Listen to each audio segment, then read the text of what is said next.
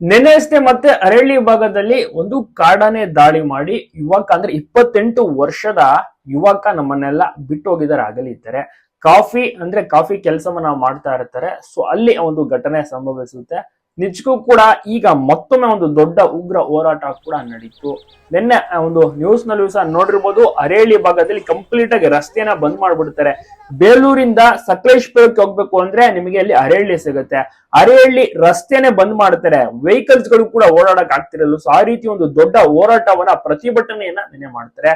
ಬೇಲೂರಿನ ಶಾಸಕರಾಗಿರುವಂತ H.K. Suresh ಅವರು, ನಂತರದಲ್ಲಿ ಸಕಲೇಶ್ಪುರದ ಶಾಸಕರಾಗಿರುವಂತ cement ಮಂಜಣ್ಣನವರು, ಅವರು ಕೂಡ ಒಂದು ಪ್ರತಿಭಟನೆಯಲ್ಲಿ ಭಾಗಿಯಾಗ್ತಾರೆ. ಕಂಪ್ಲೀಟ್ ಆಗಿ ಫಾರೆಸ್ಟ್ ಡಿಪಾರ್ಟ್ಮೆಂಟ್ ನವರು ಅಲ್ಲೇ ಇರ್ತಾರೆ. ACF ಆಗಿರ್ಬೋದು, ಸೊ ಎಲ್ಲರೂ ಕೂಡ ಬರ್ತಾರೆ. ಮತ್ತೆ ಕಾಫಿ ಬೆಳೆಗಾರರ ಸಂಘದವರು, ಕಂಪ್ಲೀಟ್ ಆಗಿ ಅಲ್ಲಿರುವಂತಹ ಕಾರ್ಯಕರ್ತರು, ರೈತರು ಎಲ್ಲರೂ ಕೂಡ ಬಂದು ಒಂದು ಪ್ರತಿಭಟನೆಯಲ್ಲಿ ತುಂಬಾ ಒಂದು ದೊಡ್ಡ ಮಟ್ಟಿಗೆ ನೆನ್ನೆ ನಡೆಯುತ್ತೆ. ಅಲ್ಲೂ ಕೂಡ ಚರ್ಚೆ ಆಗುತ್ತೆ, ಆನೆಯನ್ನ ಶಾಶ್ವತವಾಗಿ ಓಡಿಸಿ ಅಂತ.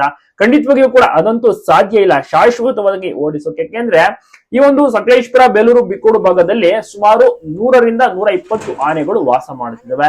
ಅಂದ್ರೆ ಟೀಮ್ ಡಿವೈಡ್ ಆಗ್ತಾ ಇರುತ್ತೆ. ಒಂದೊಂದು ಆನೆಗಳ ಗುಂಪು ಒಂದೊಂದು ಭಾಗದಲ್ಲಿರುತ್ತೆ. ಒಂದು ಆನೆ ಗುಂಪು ಬಿಕ್ಕೋಡು ಭಾಗದಲ್ಲಿದೆ, ಇನ್ನೊಂದು ಆನೆಯ ಗುಂಪು ಅರೇಳಿ ಭಾಗದಲ್ಲಿರುತ್ತೆ, ನಂತರ ಸಕಲೇಶ್ಪುರ ಭಾಗದಲ್ಲಿರುತ್ತೆ, ನಂತರ ಬೇಲೂರು ಭಾಗದಲ್ಲಿರುತ್ತೆ. ಸೊ ಈ ರೀತಿಯ ಒಂದು ಸಂಚಾರ ಪ್ರತಿದಿನ. ಒಂದ್ ಆನೆ ಇದ್ದ ಕಡೆ ಇನ್ನೊಂದು ಆನೆ ಇರೋದಿಲ್ಲ. ಸೊ ಹೀಗಾಗಿ ಬೇರೆ ಬೇರೆ ರೀತಿಯಲ್ಲಿ ಡಿಸ್ಟೆನ್ಸ್ ಮೇಂಟೈನ್ ಆಗ್ತಾ ಇರುತ್ತೆ.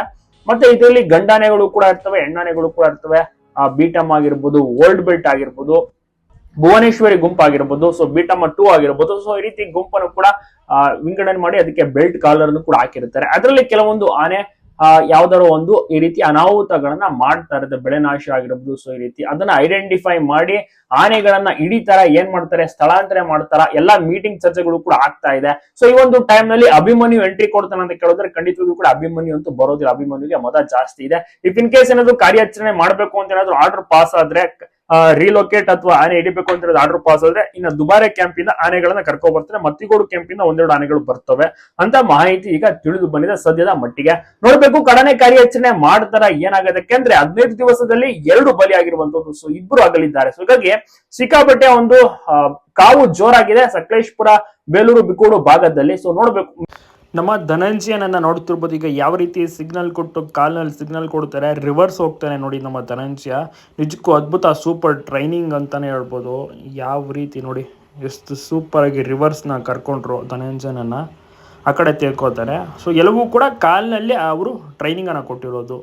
ನಮ್ಮ ಹರ್ಷ ಆನೆ, ಕ್ಯಾಂಪ್ನಲ್ಲಿರುವಂಥ ಹಳೆ ಆನೆ, ಮತ್ತು ಬಲಶಾಲಿ, ತುಂಬಾ ಹೆಸರುವಾಸಿಯಾಗಿರುವಂಥ ಆನೆ, ಇಂದಿಗೂ ಕೂಡ ಅದೇ ಒಂದು ಹೆಸರನ್ನು ಕಾಪಾಡಿಕೊಂಡು ಆರಾಮ್ಸೆ ಇವಾಗ ದುಬಾರೆ ಕ್ಯಾಂಪ್ನಲ್ಲಿದ್ದಾರೆ. ಈಗ ಕೇವಲ ಕಾರ್ಯಾಚರಣೆಗೆ ಮಾತ್ರ ನಮ್ಮ ಹರ್ಷನನ್ನು ಬಳಸ್ಕೊಳ್ಳೋದು, ದಸರಾಗೇನು ಕೂಡ ಈಗ ಬಳಸ್ಕೊಳ್ಳೋದಿಲ್ಲ.